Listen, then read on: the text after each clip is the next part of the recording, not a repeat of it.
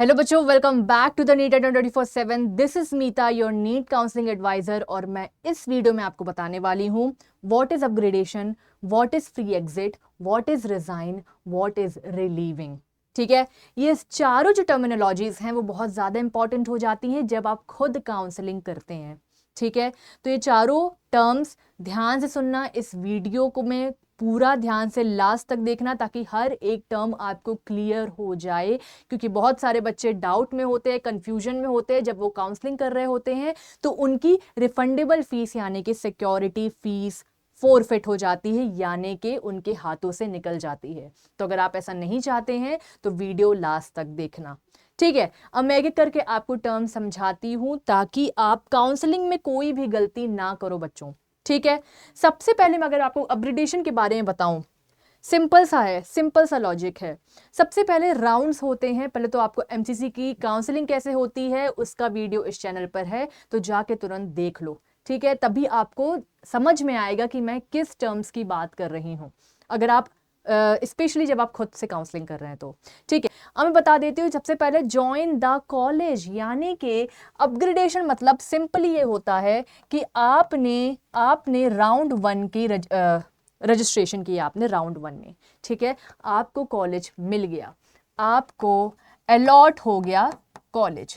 ठीक है, for example आपको Shyam Shah medical college allot हो गया जो कि रीवा में है।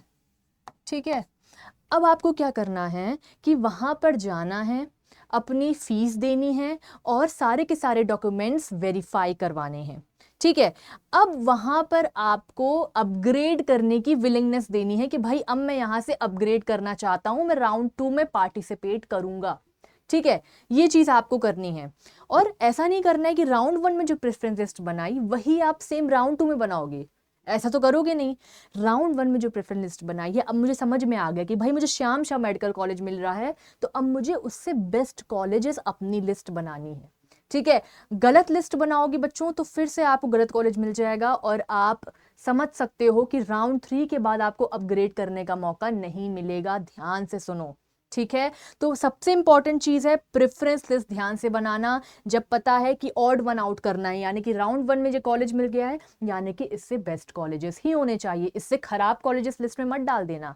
ठीक है, अब मैं बात करती हूँ राउंड 1 में आपको अलॉट हो गई है, आपने ये चीजें कर ली हैं, डॉक्यूमेंट वेरीफाई कर लिया है, फीस पे कर दी है। अब आपको राउंड 2 में जाने का मौका मिला। ठीक है, आपने यहां से उनको बता दिया भाई कि अब मैं अपग्रेड करने वाला हूं। राउंड 2 में आपको अच्छा कॉलेज मिल गया, आपको ग्वालियर का कॉलेज मिल गया। ठीक है, आपको ग्वालियर कॉलेज मिल गया। अब यहां भी आप सोच रहे हो भाई कि मैं अपग्रेड कर सकता हूं, यानी कि ग्वालियर से भी अच्छा मुझे भोपाल का कॉलेज मिल जाएगा। ठीक है, या मुझे इंदौर का कॉलेज मिल जाएगा। ठीक है, तो अब आप राउंड 3 में भी जा सकते हो, बट राउंड 3 के बाद आप नहीं जा सकते। राउंड 3 के बाद आप अपग्रेड नहीं कर सकते, यानी कि अपग्रेड मतलब कि फॉर बेटर कॉलेज हम आगे बढ़ रहे हैं।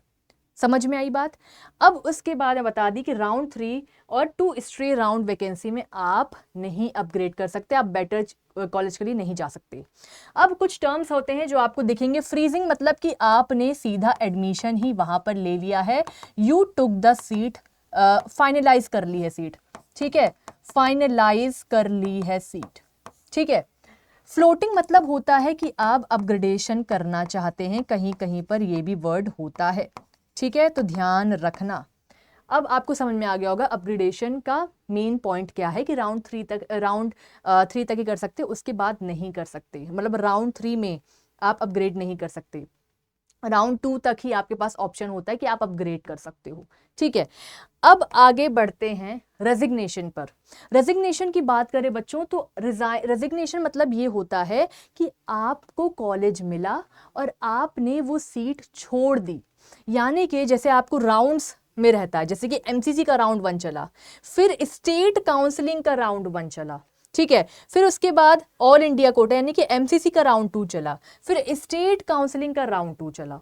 ऐसे से जब आपको कॉलेज मिलते हैं और आप कोई सीट छोड़ना चाहते हो, आप कॉलेज में हो और आपको सीट छोड़नी है, तो आपको रेजिग्नेशन बोलते हैं अब उसको।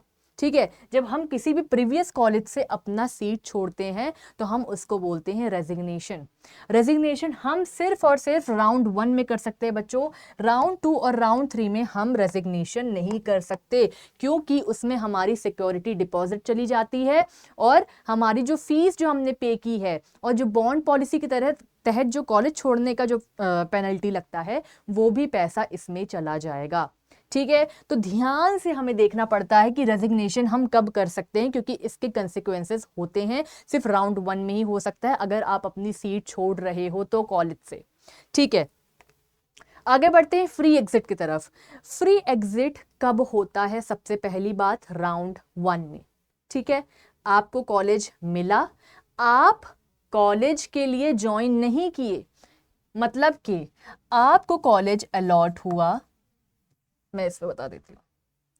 ठीक है, आपको कॉलेज अलॉट हुआ, ठीक है, कॉलेज अलॉट होने के बाद आपने ना ज्वाइन किया, ठीक है, ना आपने डॉक्यूमेंट्स दिए वहां पर, ठीक है, ना आपने वहां पर फीस दी, आपने कुछ भी नहीं किया, आपने सिर्फ छोड़ दिया वो कॉलेज।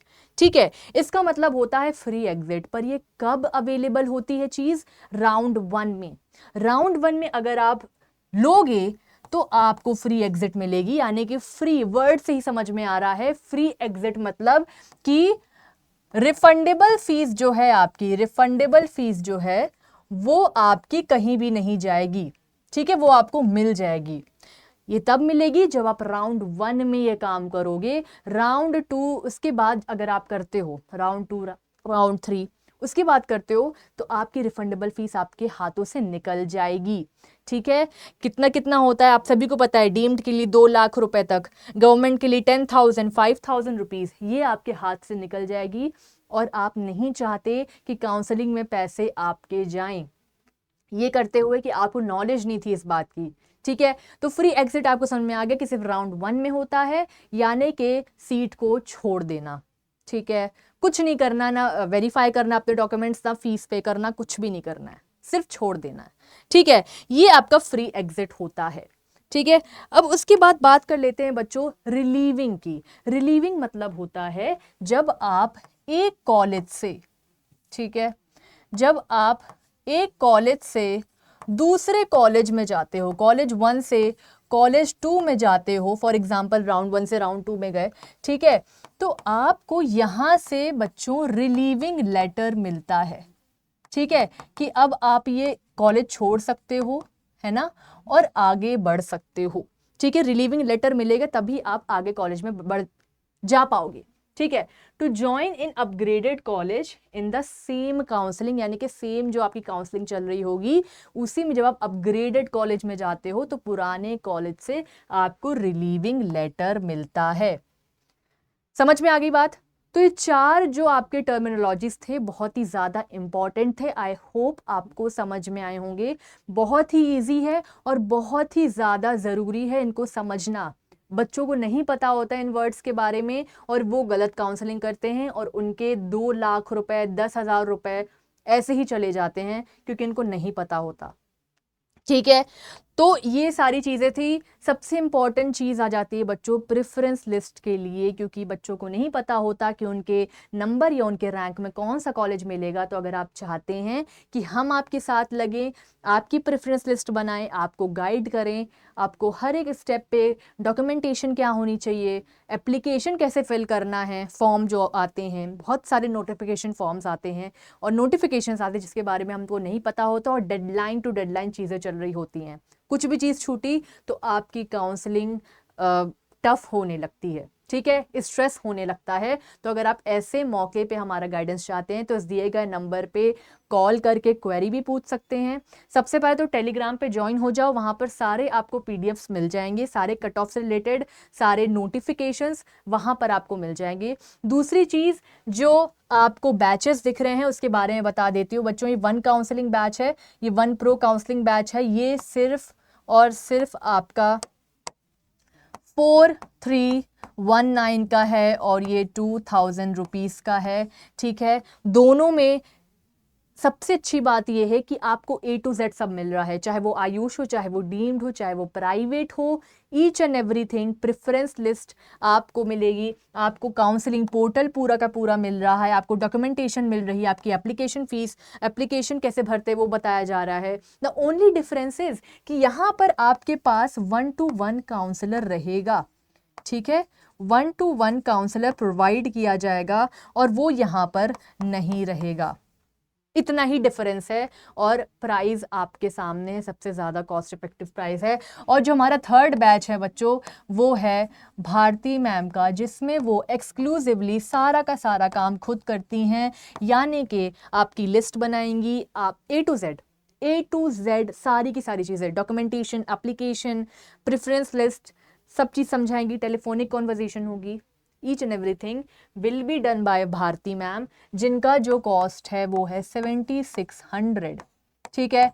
बेसिकली क्या करना है, कोड लगाना है बच्चों, MTG आप कोड लगाएंगे तो आपको 52% डिस्काउंट देखने के लिए मिलेगा।